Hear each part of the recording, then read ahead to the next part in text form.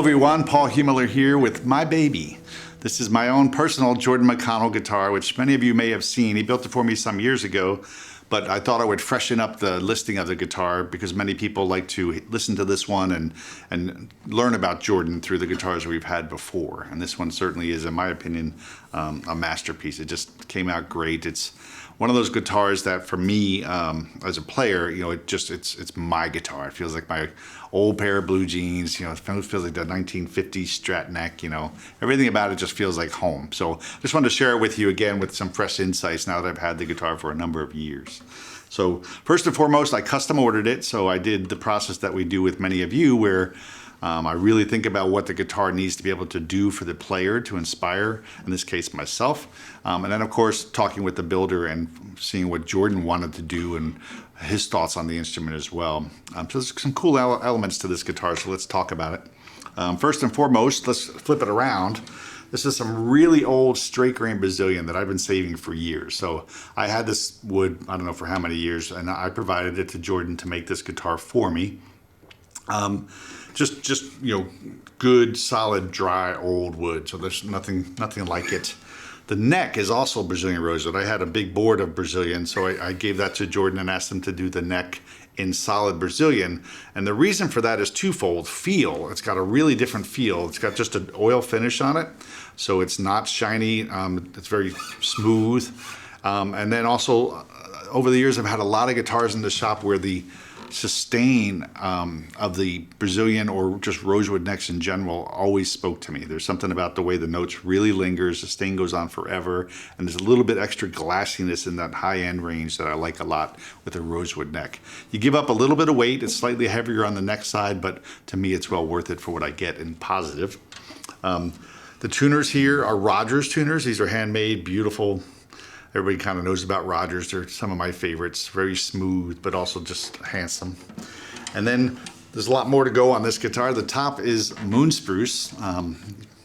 Again, one of my very favorite woods where it's harvested where the sap content is the lowest. This one has some nice bear claw to it. It's starting to get a nice patina. The whole body of this guitar is French polish, something I always do on my personal guitars. I think it sounds the best.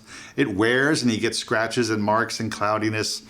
Myself, I don't care. I'm all about tone, so I always use French polish when I'm building a guitar for myself. And then, of course, there's some other cool things here. It's fan fret, as you can see. So Jordan did a beautiful hand-carved bridge here.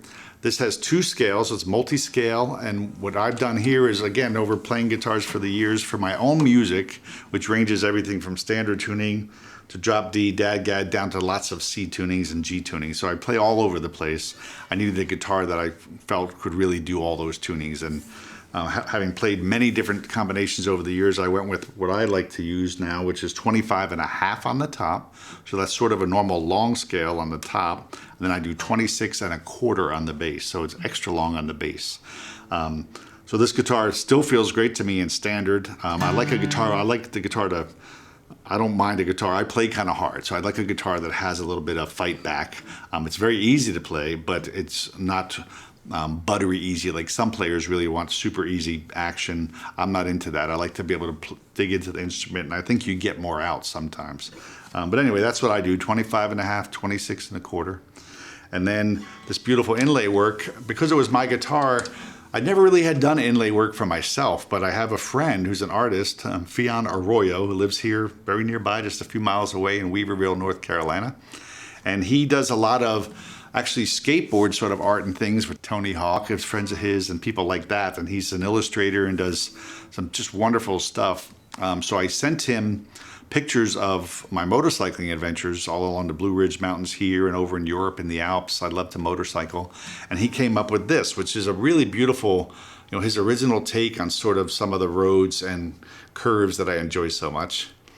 And then we had a neat last minute element where we didn't originally have this, but this little curve sign at the 12th fret and the yellow line was a last minute addition, which I think really turned out to make the guitar. It was just sort of looking at the thing and thinking that we could then make the whole ebony fingerboard become a roadway. And I think it kind of played out really nice. So a lot of nice little happy events that went into this guitar. And in the end, Jordan and I are dear friends now. We've been friends working together for a number of years, and we played music together on my porch and hung out. So that's another element I really like, is when I hold this guitar, I feel like my buddy made it, and it makes it extra special as well. So that's pretty much it. Just happy to share with you once again my Jordan McConnell guitar. It's aging in beautifully and getting more and more just to feel like home every day. So thank you, Jordan.